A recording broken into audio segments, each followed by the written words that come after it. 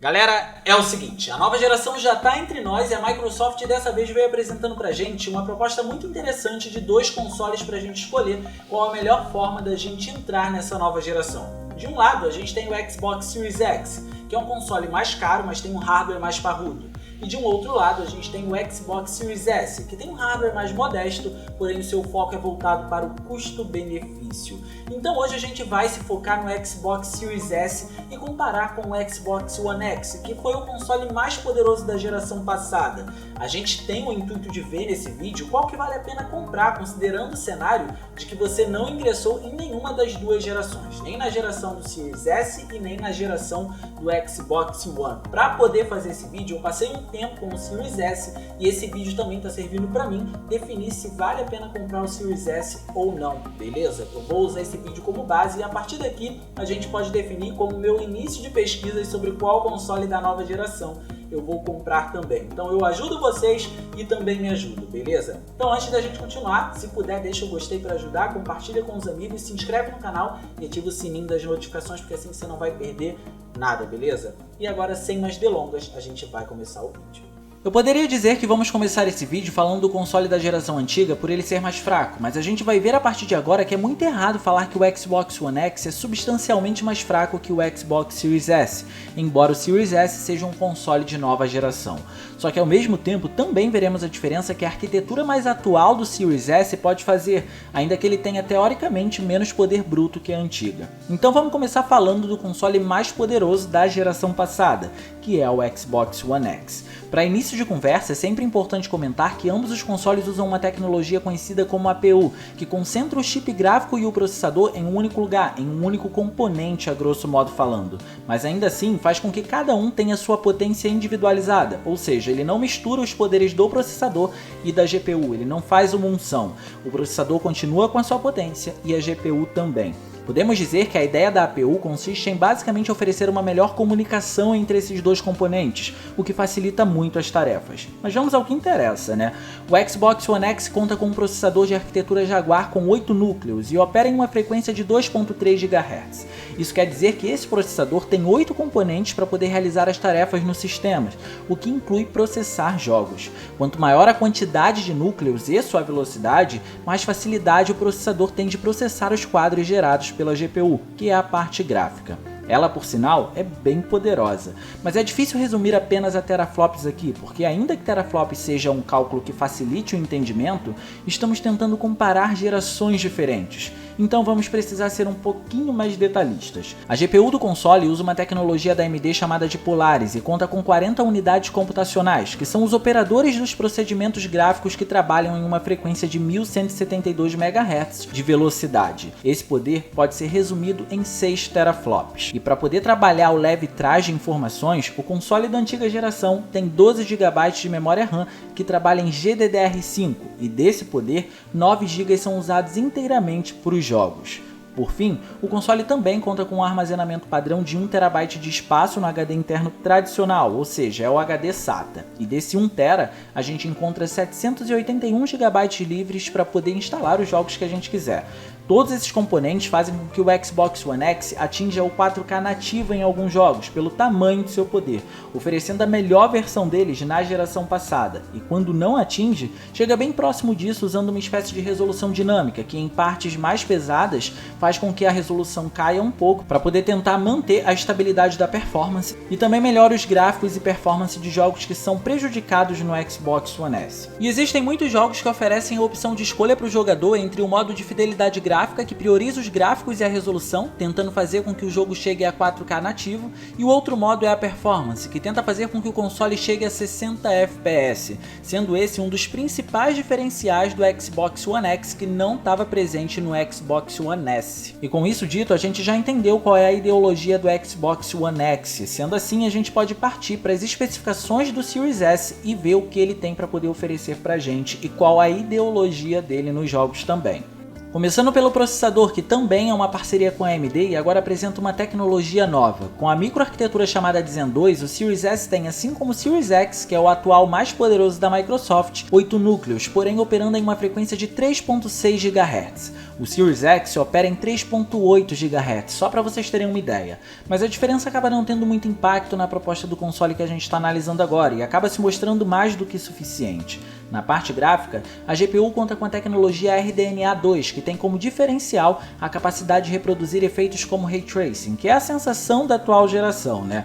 Sua potência consiste em 20 unidades computacionais que funcionam em 1565 MHz. Na prática, esse poder é medido em 4 teraflops, o que é proporcionalmente, se formos medir assim, mais fraco que o One X, porém com uma velocidade maior. Lembrando que o One X operava em 1172 MHz com 40 unidades computacionais. Então ele tinha mais unidades computacionais, mas operava numa frequência menor. Só que há controvérsias que estão intimamente ligadas a essas novas tecnologias, mas a gente vai chegar lá. Outra mudança foi no tipo de arquitetura usado na memória aqui.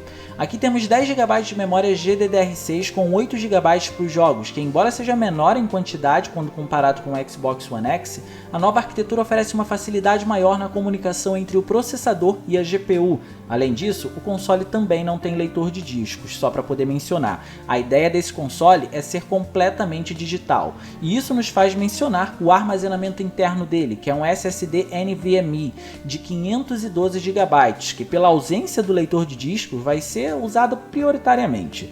Esse SSD é o responsável por diminuir drasticamente o tempo de loadings dos jogos, além de apresentar o novo recurso da Microsoft, que é o Quick Resume, que é bem interessante. Ele tem uma tecnologia chamada Velocity, que proporciona ao sistema uma compactação de dados e descompressão no ato do uso que pode diminuir o espaço que os jogos usam no aparelho. Porém, desses 512 GB no SSD, apenas 364 estão livres. Com tudo isso detalhado, antes da gente ir para os testes práticos para poder ver todo esse conhecimento teórico, não posso deixar de mencionar o incrível trabalho da Microsoft com o Quick Resume, que consiste na capacidade de você poder abrir diversos jogos, minimizar um enquanto joga outro. E aí quando você quiser voltar para o jogo anterior, você vai poder encontrá-lo exatamente da onde tinha parado. Enquanto a ideia do Xbox One X tem o foco de apresentar jogos em 4K e trazer uma performance em 60 quadros por segundo, que convenhamos não aconteceu de forma estável com frequência, mas superou o One S, o Series S por sua vez diminui a resolução para 1440p, chegando a 4K através de upscaling, mas o foco do nativo dele é 1440p, almeja os 120 FPS em alguns jogos e acaba se focando principalmente na estabilidade desses quadros. O fator de nova geração que o Series S está trazendo para si é prioritariamente a performance de 60 quadros por segundo.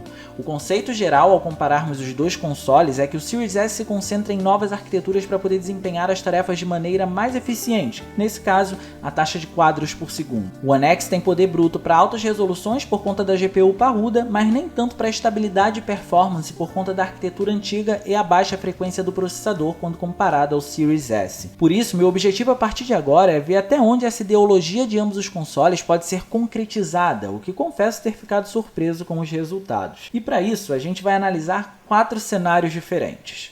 Como a Microsoft tem todo um discurso de retrocompatibilidade, no primeiro cenário a gente vai ver como está a retrocompatibilidade do Xbox 360 no Xbox One X e no Xbox Series S. Depois a gente vai ver como estão os cross-gens em ambos os consoles, já que a ideia do Series S também é apresentar um desempenho de nova geração, então vale a pena a gente comparar os dois consoles nesse quesito.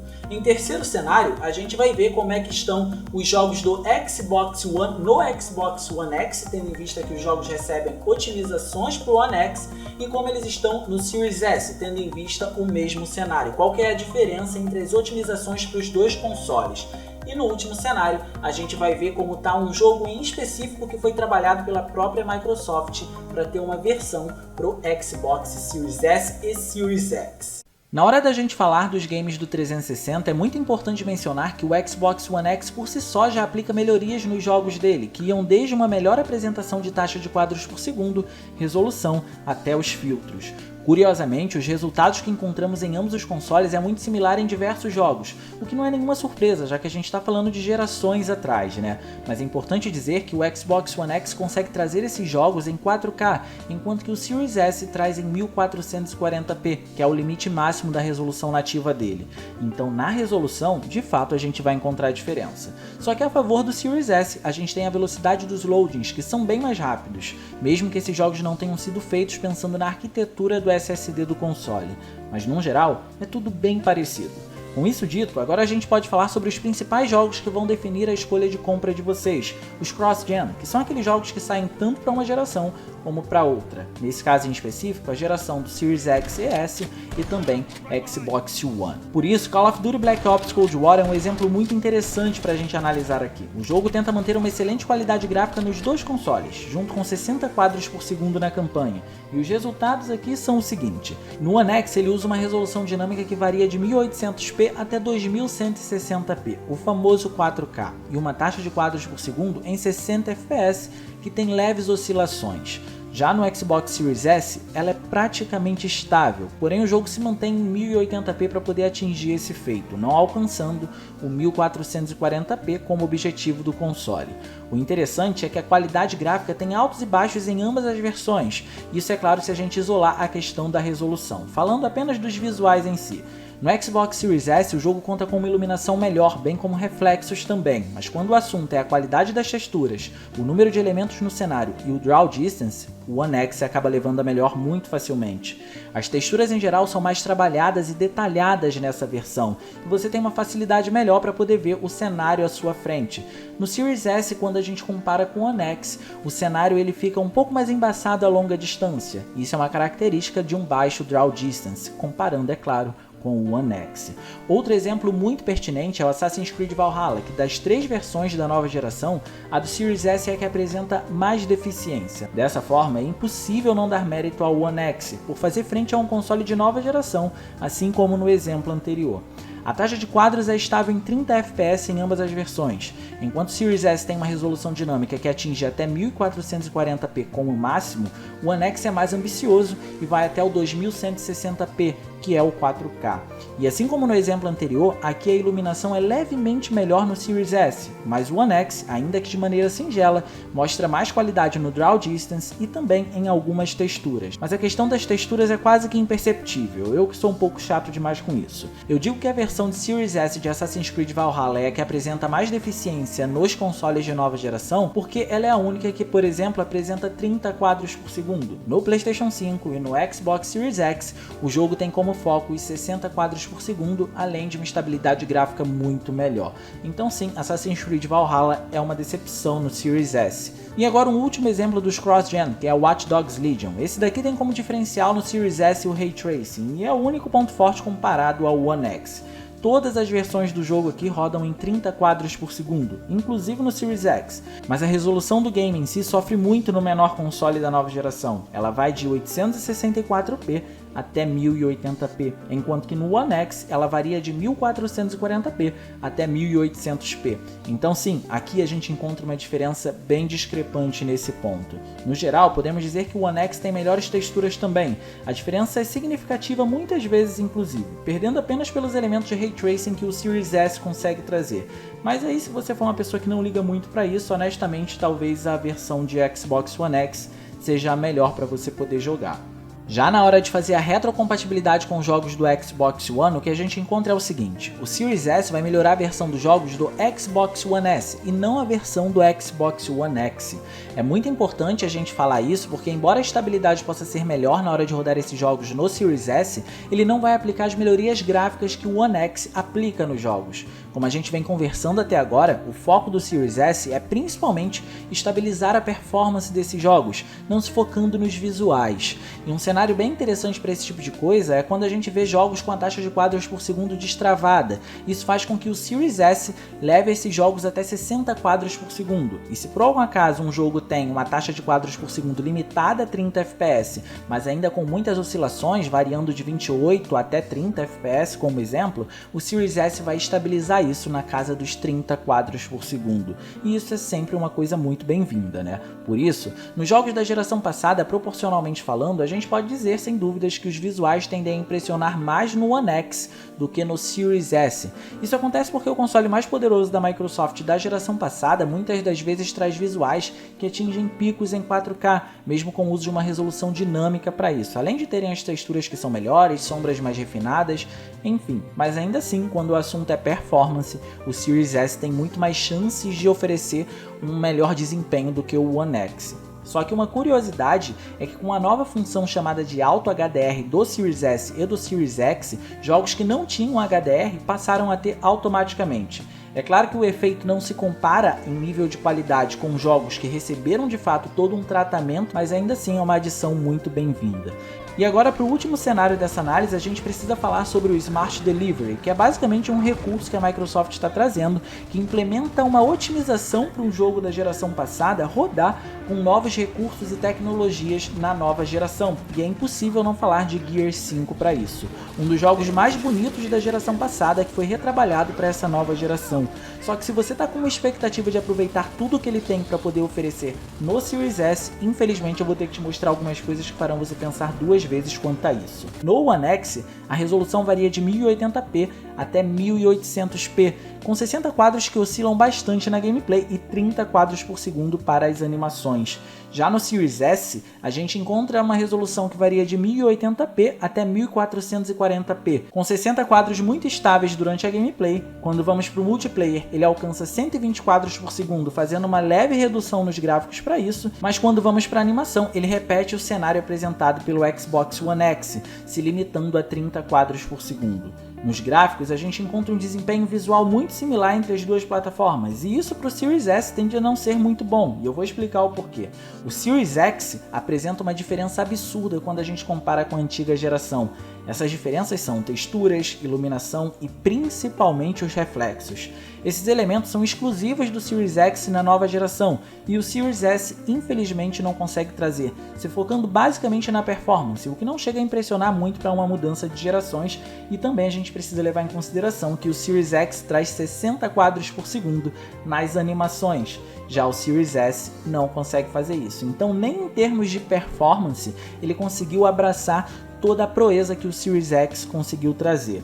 Mas devo ser justo e dizer que o Series S consegue apresentar algumas texturas e efeitos de iluminação que são levemente superiores ao console da geração antiga, mas não é algo abundante e por isso não se compara ao Series X, né? Já o One X apresenta um draw distance melhor, e como ambas as versões usam um sistema de resolução dinâmica, devo dizer que o One X faz um trabalho melhor em se manter mais tempo no seu pico. Por isso, na prática, se você já jogou a versão de One X do Gear 5, honestamente eu não acredito que justifique rejogar ela aqui no Series S. E é muito importante deixar claro aqui que todos esses jogos têm tempos de carregamento mais rápido no Series S por conta do SSD. No fim, também vale ressaltar que você pode usar seu HD externo para poder armazenar seus jogos, mas nem todos podem ser executados através dele porque foram feitos pensando na arquitetura do SSD do console. E Gear 5 é um exemplo disso. Você não vai conseguir jogar o game através de um HD externo. E isso nos leva a uma crítica muito forte minha quanto ao armazenamento do Xbox Series S. E galera, levando em consideração que muitos jogos já estão ocupando mais de 80 GB do espaço de armazenamento interno dos consoles, é impossível a gente não se ater a essa limitação do Xbox Series S e não ficar insatisfeito. A gente de fato pode até expandir isso através de um SSD que custa em torno de R$ 2.200, mas se a gente faz a conta, ela simplesmente não fecha com a ideia do console de ser um custo-benefício. Afinal de contas, o console custa R$ 2.800, mais R$ 2.200 fecha a casa dos R$ 5.000 e acaba saindo no preço de um Xbox Series X. É importante a gente focar especificamente nesse tipo de SSD porque ele é o que vai oferecer uma das principais características da nova geração, que é basicamente os loadings mais rápidos e, no caso da Microsoft, o Quick Resume. E analisando friamente toda essa situação e partindo do princípio de que você não participou da geração do Xbox One, meu conselho é o seguinte: se surgir uma boa oportunidade de compra para o One X, não hesite. Mas eu tô falando literalmente de uma boa oportunidade, levando em consideração que é um console de fim de geração, mesmo que seja o console mais poderoso da geração que passou, tá? A biblioteca de jogos é absurdamente grande, ele tem o Game Pass assim como o Series S e o Series X, e até pelo menos o ano de 2022 a gente ainda vai ter títulos sendo lançados para ele também, que por ser muito poderoso a experiência visual tende a ser bem agradável, que foi o que a gente viu ao longo desse vídeo aqui, né? O One X consegue fazer um excelente trabalho. Agora, se você for optar pelo Series S, espere pelo menos sair uma versão com mais espaço de armazenamento, o que eu espero que aconteça, tá? Porque a tendência dos jogos é ocuparem cada vez mais espaço, e 360 GB não é nada. Esse espaço disponível para a instalação dos jogos acaba não sendo coerente com a ideologia que o console vem trazendo, com os 100 títulos de Game Pass, a ideia de retrocompatibilidade completa e ainda a possibilidade de executar os jogos de nova geração. É muita oportunidade de jogo para pouco espaço de armazenamento, sem contar que o fato do console não ter um leitor de discos limita ainda mais ele. Digamos que a Microsoft economizou no custo de produção para poder baratear o valor do console, mas ou vai te limitar a espaço ou então vai te fazer gastar de qualquer jeito com um SSD para poder ter maior proveito da quantidade de jogos que ela oferece, cara. E a gente até poderia cogitar o uso de um HD externo tradicional no console, mas ele não faz o uso de todas as funcionalidades que o videogame novo da Microsoft pode oferecer, como Quick Resume, por exemplo, e se limita demais a jogos da geração antiga. E por essa ser uma das principais funcionalidades dessa nova geração, não vale muito a pena você se focar em um HD externo tradicional como principal dispositivo de armazenamento, até porque nem dá, já que um uso desse tipo de HD é recomendado apenas para jogos em retrocompatibilidade. Para você usufruir do máximo do Series S em termos de armazenamento, o ideal é se focar no SSD mesmo. Com essas limitações de armazenamento e com essa breve apresentação de poder nesse início de geração, honestamente eu fico preocupado até onde o Series S pode atender a longo prazo. Então a escolha depende muito das suas prioridades, mas se você estiver inclinado ao Series S, meu conselho é espere mais um pouco. Se você não liga para gráficos, não tem uma TV 4K e gosta de uma gameplay fluida, talvez ele te atenda de fato, mas ainda acho que convém esperar para poder ver se o console vai ter pelo menos mais espaço de armazenamento. Mas se você ainda não ingressou na geração do One X, quer ter uma boa experiência visual com os títulos mais recentes e não liga para 60 quadros por segundo estáveis nem para loadings rápidos e encontrou o console por um bom preço, acredito que valha muito a pena, porque pelo menos por mais uns 2 anos a gente ainda vai ter muitos jogos cross-gen sendo lançados para ele com uma boa experiência visual, além da extensa gama de títulos que tem disponível aí no Game Pass e da extensa gama de retrocompatibilidade que ele consegue oferecer com o Xbox 360 e com o Xbox original. Então eu espero que vocês tenham gostado. Se vocês gostaram, não se esqueçam de clicar no gostei, porque isso ajuda pra caramba e de quebra você faz a boa ação do dia e se inscreve no canal ativando o sininho das notificações para vocês não perderem nada. Minhas redes sociais vão estar aparecendo aqui. Se vocês quiserem me seguir para trocar uma ideia, sou todo ouvidos, beleza? Era isso, um grande abraço, eu vou ficando por aqui e até a próxima.